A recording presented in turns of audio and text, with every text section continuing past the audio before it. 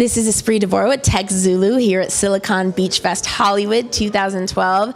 I had the blessing to meet Nick on the social video panel, and I can't wait to explore how he got into social video, where he got his start. So he's going to share his whole history with us, who he works for now, and how they make an impact on our video community. So Nick, hi. Hi. Yeah, my name's Nick. I'm the head of interactive at DivideNine, an animation technology company here in LA. And my background's mostly in technology and programming. I started building websites out of the terminal when I was 11. And I always joke, but the internet's great because no one knows necessarily who's running a company on the internet. So I started a shoutcast radio hosting company when I was in 8th grade, and it was a lot of fun. We got customers in the US, France, and Germany, and I learned a lot about how to build businesses and that kind of thing, and we eventually turned more into software development. And then, This is all before you were in high school. That's right. Yeah, I actually lost a contract to Microsoft when I was in 8th grade. Amazing. That's why I'm on Apple now, I guess.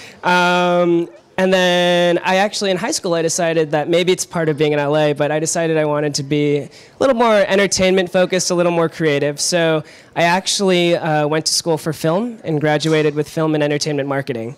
And that was an amazing experience. It's sort of a great blend of entertainment, film, tech. I guess that's sort of what I eventually transformed into. So I spent some time after that working at a company called Catalyst Network, and it's basically Ashton Kutcher's digital production company. It was a great ad agency, working on really cool campaigns, and then I eventually transitioned over and moved to DivideNine, which is my new home. Fantastic. And what does DivideNine do, and then what do you do for DivideNine? Sure. DivideNine, we've been around for a few years now, and we're doing 3D animated films, so feature-length films, high-quality, big-budget movies. And then along with that, we're actually building social media platforms, so looking at how people can use video and photo more effectively, a lot of back-end technology as well, and then also doing casual and social games. So we're sort of an entertainment technology hybrid looking at content creation and platform development.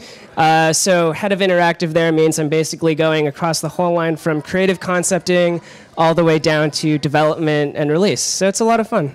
And for the various people watching right now who do work for agencies, what are some of the tips you could give them to be more effective at what they do?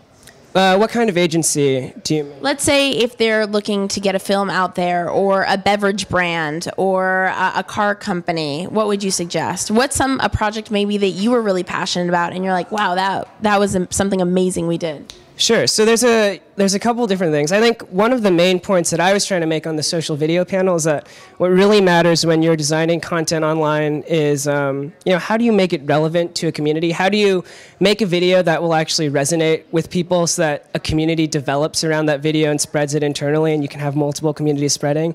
And the other thing that I think is really important is just seeding it with the right people. So how do you put it in the right place? How do you make an emotional story that's relevant to people?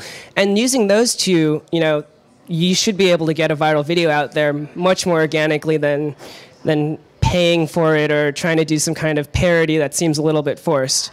Two questions. One, what is seeding? And then, in case for people that don't know. And then two, if you have absolutely no money at all, can you still make a video and get it out there?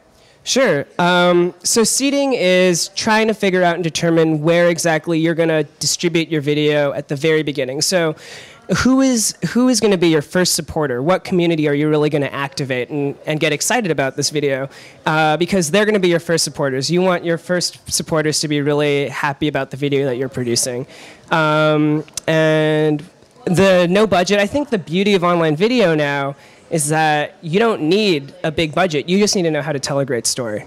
So you can use an iPhone. You can shoot an entire movie on an iPhone, basically, and that costs almost nothing. And that video can be just as viral as something that's being professionally created. I mean, one of the things that I was looking at a lot when I was working at the digital ad agency was how do you utilize user-generated content to actually create a more powerful message? Because what you see and what a lot of big brands are starting to realize now is that you don't need a $200,000 or a $500,000 or a $1 million budget to produce something that creates an emotional response.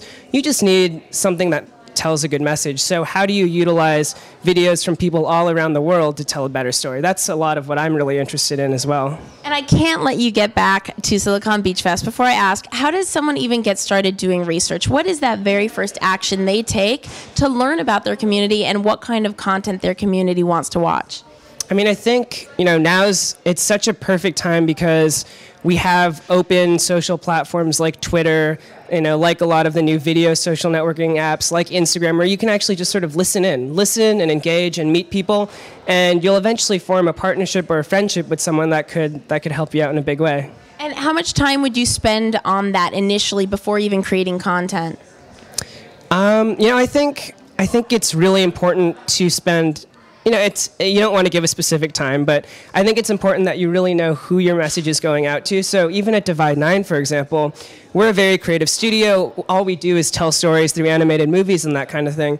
But we still also have that research division that sort of just gives us some insights into what's actually going to work. So I think you need to do both. And the more research you do, the better the content. But that's also the beauty of LA, is that we are the home of content creation. I mean, no other city can say that they have the same ecosystem for video creation. So what a perfect place to be talking about social video. Completely, and all the investors in the Bay Area are starting to come out here because they caught wind of that. Yeah, I don't know. Did you see that article about real estate and all the... I mean, Silicon Valley is making a huge rush down to LA because we're improving our development talent. We're getting better at that. But what we really know is how to tell a story, how to get people interested on a worldwide scale. And I think that's what's going to be so interesting in the next few years about Silicon Beach. Well, it's a good thing we have the Silicon Beach Fest. So I appreciate you spending time with TechZulu. Have a great rest of day. My pleasure. And how do people get in touch with you? Our website's just DivideNine.com. Divide like multiply, subtract, divide, and then the number 9 spelled out. Perfect. Thank you so much.